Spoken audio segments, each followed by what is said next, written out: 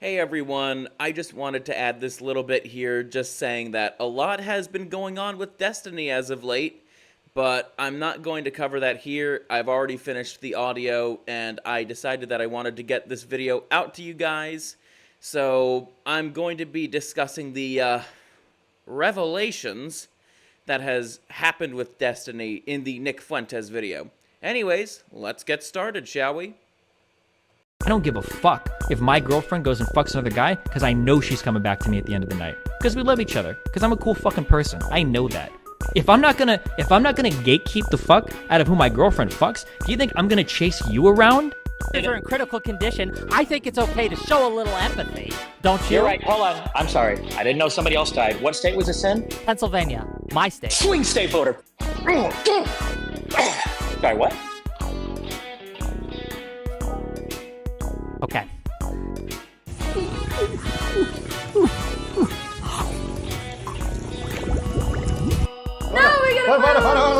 Uh-oh. Mel time. Why did I say that? Mel time. It's Mel time.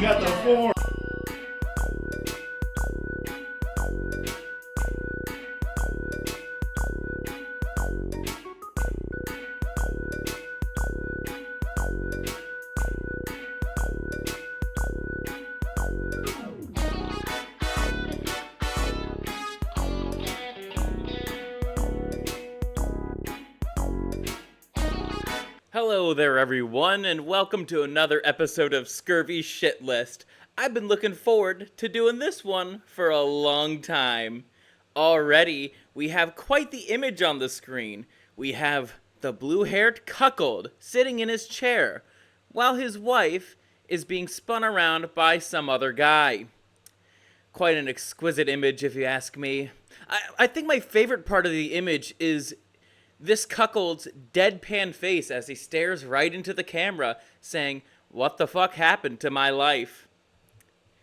You know, Destiny, I feel somewhat similar. What the fuck happened to my life? Although I don't think I'm in as miserable of a position as you are. And you know what? That's cause for celebration. Haven't cracked a seal open in a long time. So I'm gonna do that. Take a swig. Cheers, cuckold.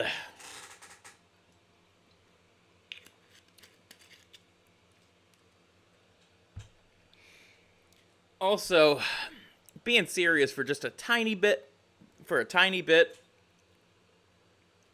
I love how this image is basically used every time Destiny talks about dealing with the opposite sex. It's just too fitting. Like, also, it's a perfect image macro to use whenever he says something stupid, which is something he does quite frequently on his Twitter, and on his live streams, and on his stream highlights. I suppose those are one and the same. But still, it's this deadpan expression that gets me every time. A strong, masculine man does not make this face. This is very much a face of, what the fuck happened to my life? Albeit, I'm repeating myself here. I don't think that's even the worst part of this. Manlet, I should say. I don't think he's a man. He's a manlet.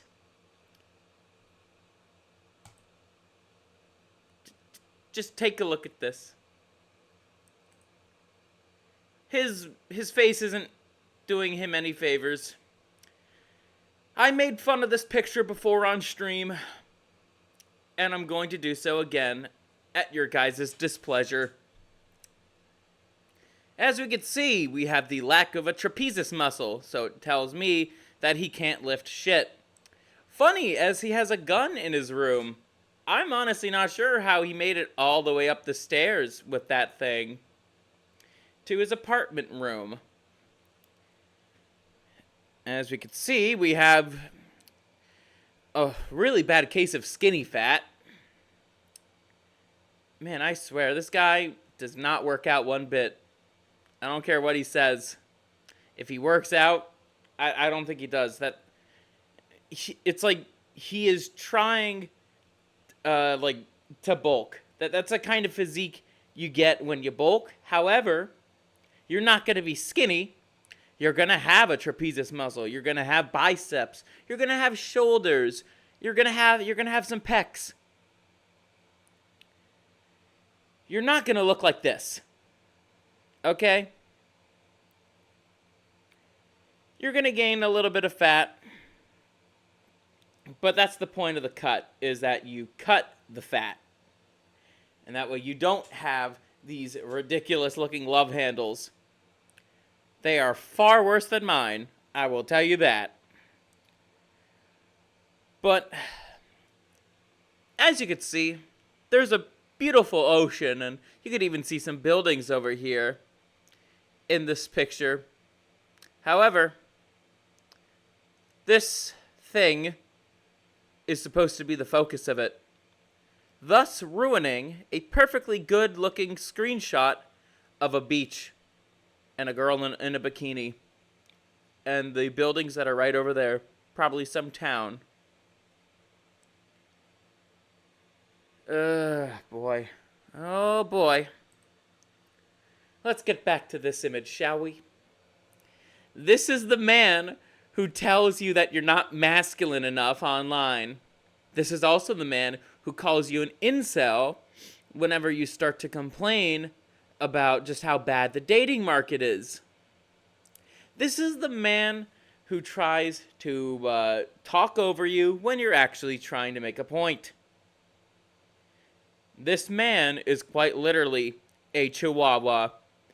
Anyways, let's get into the next segment. The first time I heard about Destiny, I think it was like around the time I graduated high school when I was starting to learn a bit more about politics. I was also watching a lot of Twitch TV at that time too. When I was watching one of Destiny's streams, I noticed that he was not only good at the video games that he was playing, but he was also able to articulate things pretty thoughtfully. Then again, that was from 18-year-old Scurvy, who really didn't know much about what politics actually entailed. Other than his one stream that I watched, I primarily listened to highlights on his YouTube channel while I was out on walks. I also decided to take a listen to the debate between Destiny versus JonTron.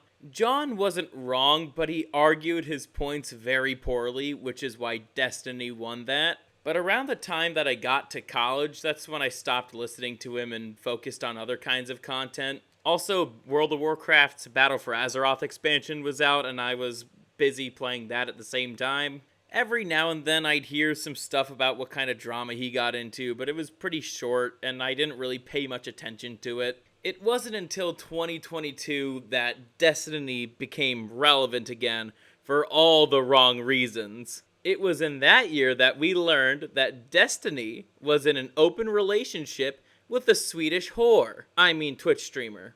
I've certainly got some laughs at his expense before, primarily on stream. Destiny is also one of those streamers who basically just airs out everything that happens in his life live on stream at the same time. So no doubt we've certainly seen a lot of embarrassing stuff happen to him live on stream that Kiwi Farms has no doubtably documented.